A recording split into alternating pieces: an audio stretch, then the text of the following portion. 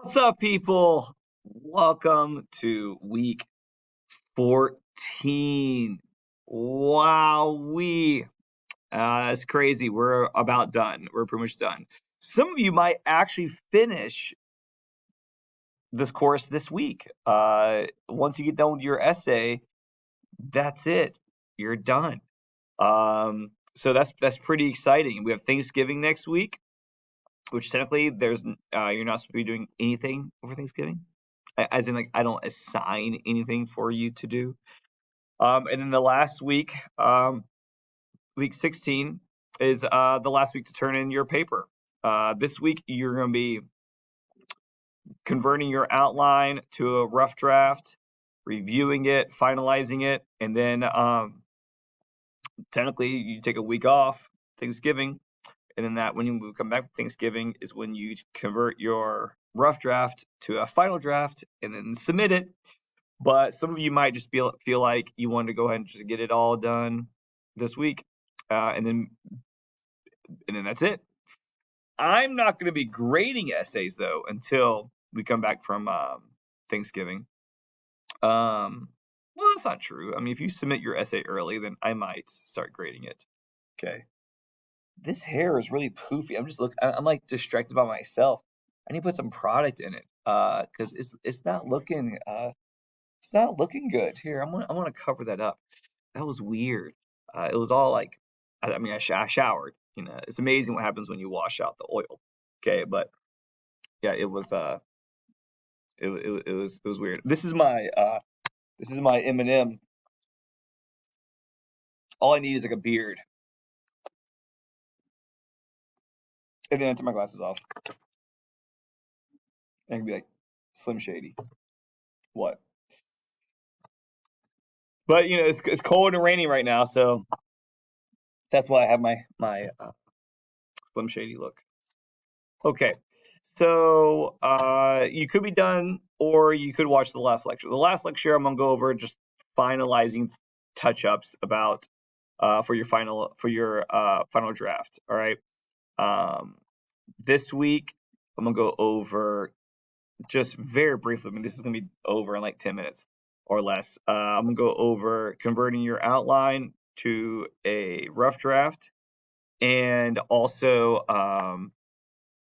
some good examples from essay 2 that you would want to emulate for your for this final essay. Okay, so here we go.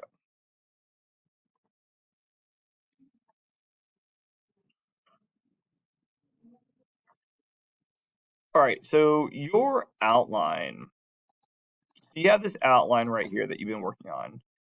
You had your thesis and you have your quotes, okay? And then you have the things that you want to talk about. All right.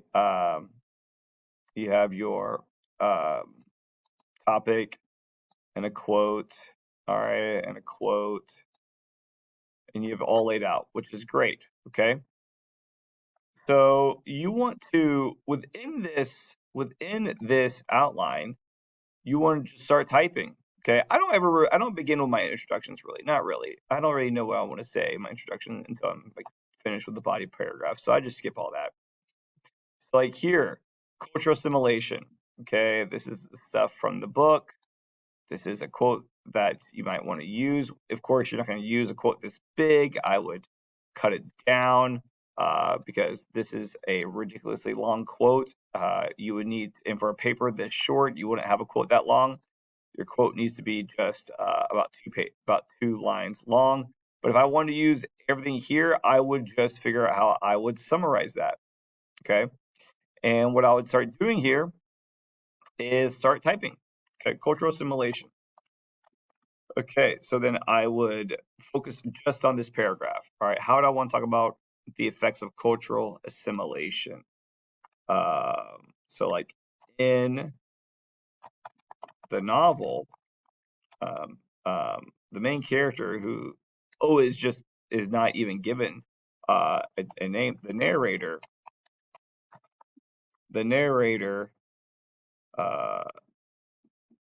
is deeply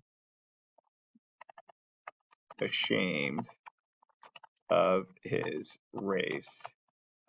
Therefore, he goes through great maneuvers to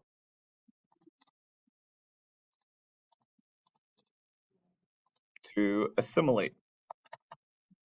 All right. And then I'd continue on writing, and then I'll try to work in this Malcolm X quote, and then I would work in my reference to the story. Okay. And I would literally type my paragraph in this part of the outline. I would just type my whole paragraph. Okay. And then I'd move on to paragraph 2. This looks like this. Let's say I was writing a paper about the adulterous woman, which I told you about, which y'all have read earlier this semester, okay? And let's say my outline is like this, where I have my introduction, okay, and I want to talk about parallel scenes and elements, and I want to talk about these things. Each of these would be a paragraph. Basic structure, Miss Mallard and Janine, the husband, open windows, directions, Le Petit Mort, okay? And then I wanted to talk about that death is not the answer, philosophical death, okay? And then as I do all this, I would keep track of my works cited page. Like, this is my outline. So then what I would do is, where is it? Okay, right here, okay. So I would start going through my outline, okay? And I would, if I have an idea for an introduction, I might start typing what I think might be a good introduction, okay? And then I'd move on. And then, like, if I run out of things to say for my introduction, I'm just gonna move on. I'm gonna go down to the different things I want to discuss. Okay, basic structure. All right. So then I'm just gonna start typing out my ideas for the basic structure. The basis for Chopin's and Camus' stories appear very different on the surface. Chopin's story follows a singular hour with a woman as she finds out her husband has allegedly died in a train accident, blah, blah, blah. Camus, the adulterous woman, follows a different path through its storyline. The reader's taking blah, blah, blah. And then I would get out, my ideas for the basic structure of each story. And then I might move on to talking about Miss Mallard and Janine.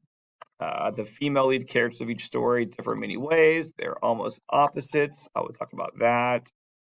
All right, write as much as I want.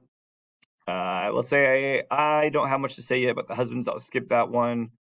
All right, well, I'll start talking about the open windows and the room descriptions. So then I start writing about that, get out what I want to say, insert my quotes. All right, insert, and then move on. And I would go about and I would attack each of these points. I don't have to go in order. I can skip around. I'll write based on whatever I'm thinking about that day, whatever is sparking my interest, whatever I'm focused on. Okay. I don't have to start from the very beginning and go all the way through and go to the ending. I just instead with the outline, I have it in chunks, and I can attack each chunk in whatever order I want to. All right. And then as I'm completing that, I'm copying and pasting the sources that I've used in my writing. I just keep them all down here. And again, they're not in alphabetical order yet because it's just my outline. But as I'm using a source, I'm citing it. Okay, so these are actually arranged in order of when I've used them in the process of this. Okay, so then when I'm done with all of my chunks, I'm done with all my chunks.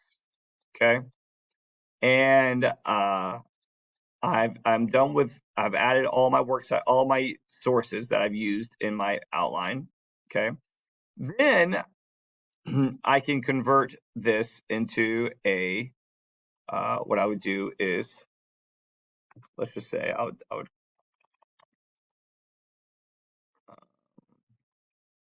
So this is my outline. Okay.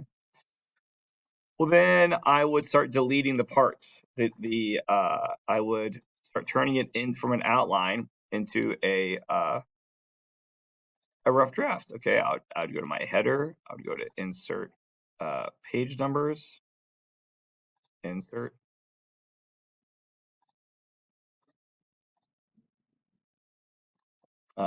page numbers. Let's see, top of page over here. All right, my name is Smith. Okay, I would do, all right, my name is Elliot Smith. My teacher is Mr. Byers, B-Y-A-R-S. This is for English 1102. The due date is like, what is it, like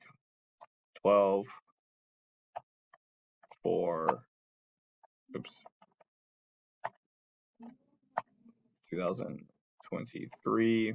Okay. All right, this is my title. Oops. All right. Okay, delete this. I'll delete introduction, hit tab. Oh, make sure it's all justified, except for the title is centered. Okay, go down here. All right, my first body paragraph, I would delete. Okay. And so then I'll go through and I'll delete all my little headers because I don't need those. I don't want those in my paper. I want it to just flow. All right. And let's just say that like I did all that already. Okay. All right. So I typed all my individual paragraphs. Now I've deleted the little headers. Okay. So now it looks like we have an essay here. All right. And then I get my works cited page together. All right. Put that there. Now these need to be in alphabetical order. So A comes first. Okay. I would copy, delete, enter, paste. Okay. A, B, C. Okay. I'm going to copy, delete, paste. Okay. M, N, O, P, A. All right. So O goes P, A, P, E. All right. Those are my sources. All right. No additional spaces between them. Okay. I got the hanging indent. Yes. All right. Let's make sure that the formatting is all correct. I'm going to do select all. All right. So see, this is blank, which means that there's some inconsistencies here. So I'm going to make sure that they're all the same. I like Calibri, which is fine. I'm going to put 12 here because it should be 12. Okay. All right. I'm going to check through my paper, make sure that that formatting is all good. Okay. Works cited page. Okay. Select all again. Paragraph. Oh, blank, blank. That means that there's some problems. I can put 0 there. Double.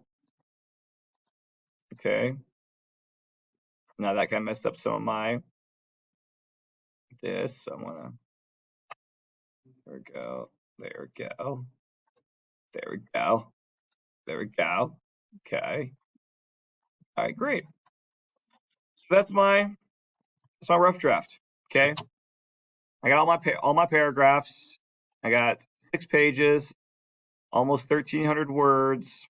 Okay. I went from my outline to writing chunking paragraphs and then combine them into one paper, deleting the little outline headers. Now it's set up like an essay, and now I can read it to edit it. This is my rough draft. This is my draft. Okay, it's not a final draft yet because the paragraphs might not flow into each other because I wrote each paragraph individually. I didn't write it in mind of going from one to the next. I chunked it. I wrote different paragraphs at different times based upon my outline and whatever I felt like talking about in that moment. You know, you don't have to sit down, and you should just sit down to write an essay from beginning to end. You should write the outline and then just write the different pieces that you are in the mood to write about, that you are thinking about, okay? And so once you get out all of your chunks and you put them in order, okay, and they're there, all right, that is the construction of an essay. What's next is the designing, the being like an interior decorator, okay? The interior decorator goes into a newly built home and will, you know, decide on the paint schemes and the furniture, make sure the rooms flow and that there's a sense of unity within that house. to make it look nice, okay? So you can go in now and read each paragraph, make sure that they flow within to each other. There's your introduction. Do a good job of setting up what you're going to be talking about in your body paragraphs. If not, fix whatever you need to fix. Do the body paragraphs bleed into each other pretty well?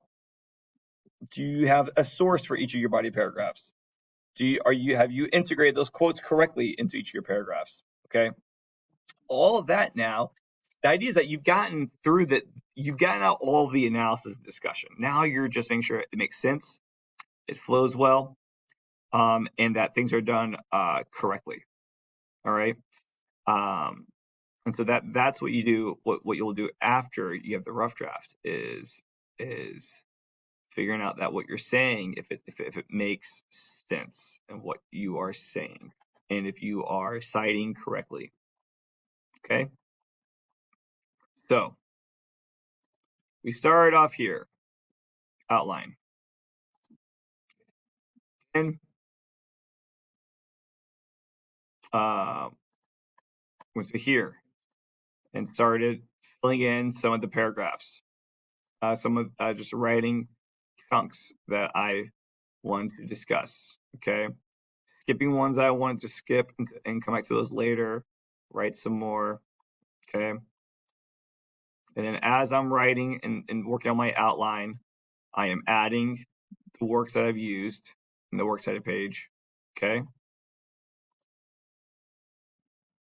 And then I am deleting all those parts, putting in proper MLA formatting, and creating my rough draft. All right. Look at all that. Okay. This is the flow of a paper from outline to working on that outline and adding your ideas, turning it into a rough draft. Okay. So that's what you should be doing this week.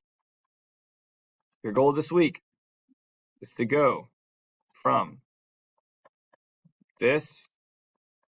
Actually, I'm sorry. It should be to go from this to this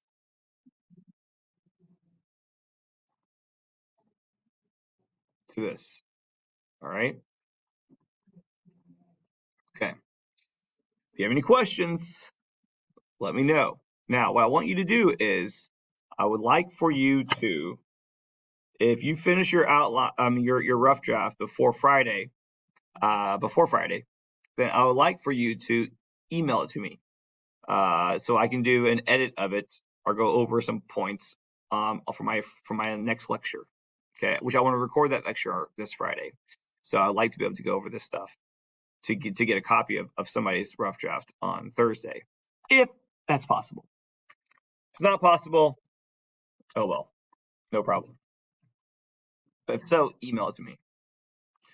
All right, let me just go over 2 examples of some really good essays from essay 2. Okay, so we're gonna look at this essay. We're gonna look at 2 essays from essay 2 about poetry, and they're both good essays. They're both very good examples. All right, the first one is, this is an A paper by Latoria Smith, not her real name. And this paper, again, it does everything well. Control all, I go to paragraph, and we got double space. I guess there is, see if I notice anything here. I want to put 0, 0. There knows a change, okay. I was talking to a colleague about, well, my high school colleagues, about this course, and I said that we don't grade on style in terms of was your paper boring? Did it keep me entertained? Okay.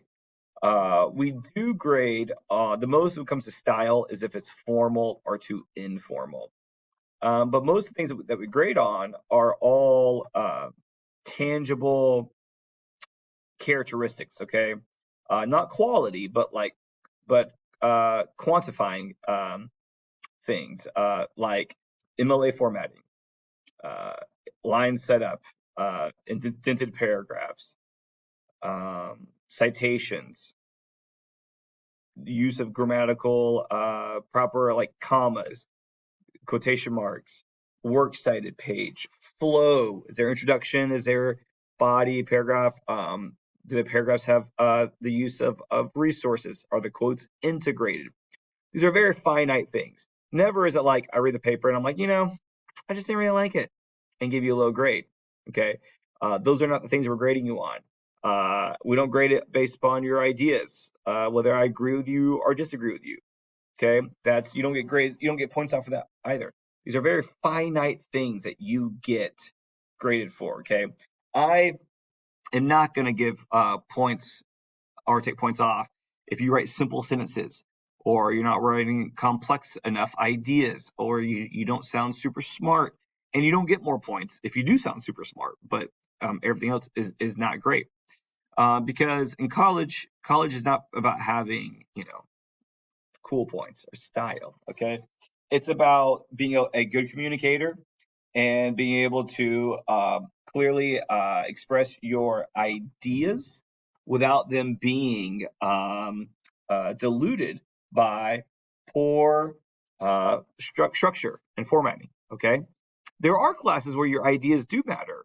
A philosophy class, or maybe psychology classes, or um, other core, even like other actually no, probably other literature courses as well, higher ones. Okay, but like at this level again, this job that I'm tasked with is getting you to the level of writing, not the level of thinking necessarily.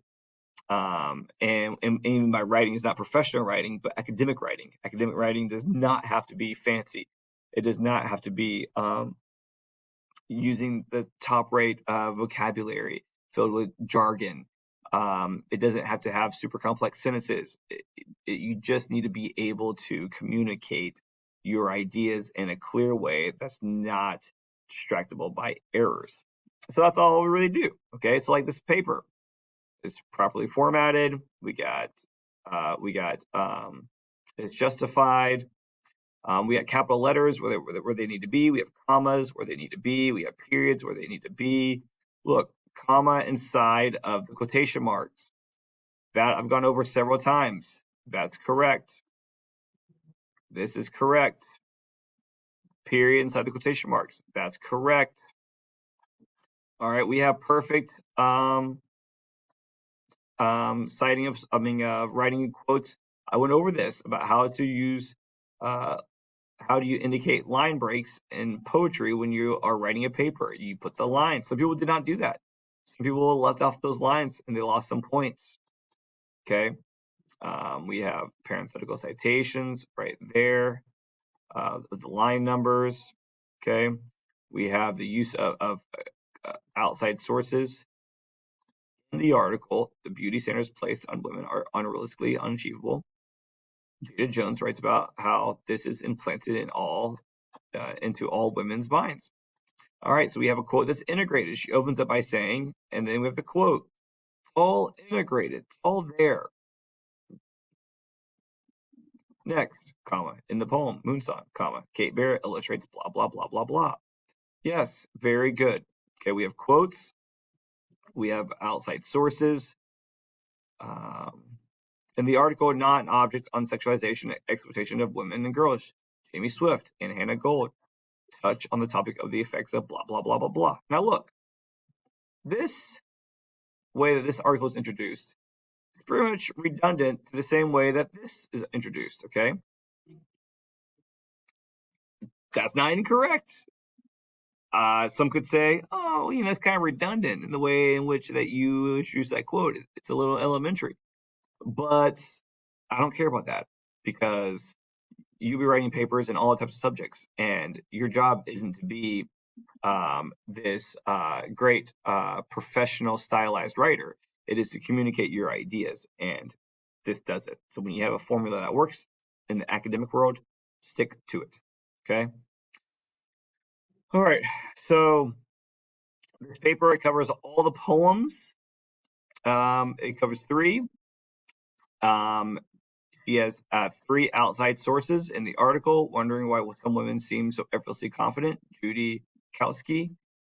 Okay. We have a quote, and then that quote is related back to the poem. Everything is here. Everything's here. Okay, it's 1,400 words. We have a works cited page on the next page at the very top. We have things aligned alphabetical order. They're properly formatted. We have the hanging indent. Okay, there is nothing wrong with this paper. Literally, I've gone over everything that you need to do well in a paper. I've gone over formatting. I've gone over paragraph structure.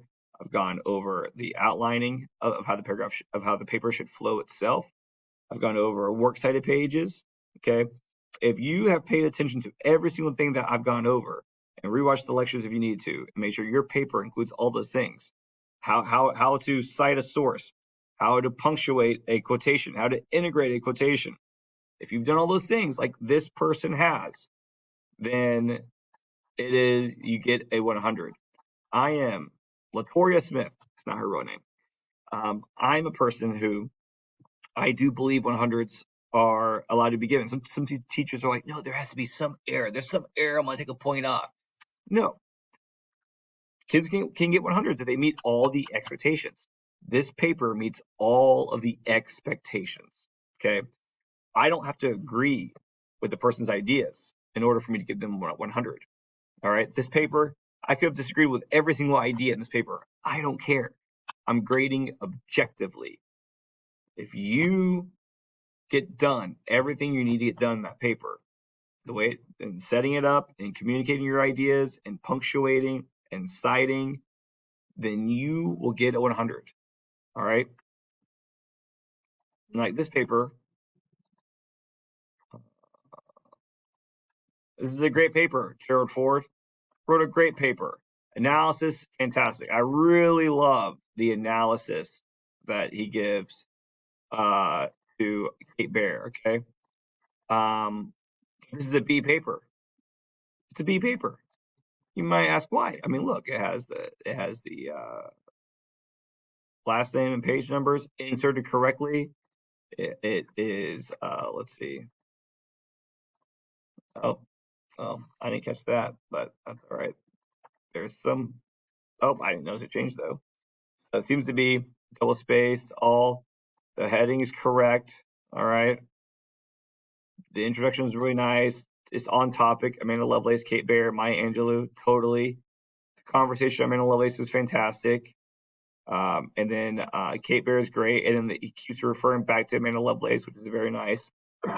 This is really good writing and really good analysis. Problem though, the main requirements for this paper was to have outside resources. One outside resource per paragraph. And this paper doesn't have any of that. Okay, the paper lost 15 points. Mostly just because of that. Look, it's cited well. It's correct. Okay. But the works cited page, there's a reference to here. It's not cited in the paper. There's a reference here. It's not cited in the paper. There's a reference here. It's not cited in the paper. Okay. If we go down here to the works cited page, we go to Control F to find. And I type in Mick. Oops. McAfee. It only comes up once, right here, which means it was never cited in the paper. If I type in fairness,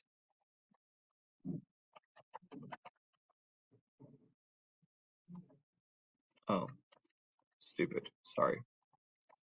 Fairness comes up here and there, but it never comes up in the paper. Current world population.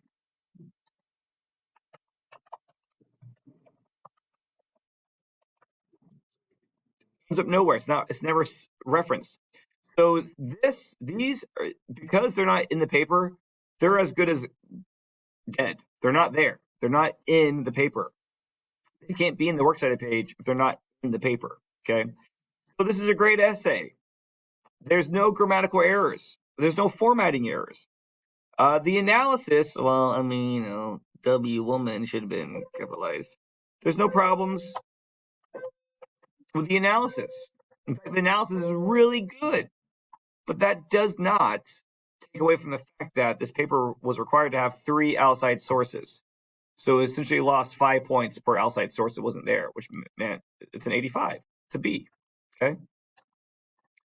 You gotta do what the assignment says to do, and no matter how smart you sound or how good you sound, that won't overshadow the requirements of the course, which is MLA formatting, it's parenthetical citations, it's basic grammar, it's paragraph development, it is essay structure, works cited page. All right, these things, these are very finite things that we can check off. Okay, you are not graded on style, and you're not given bonus points for sounding good.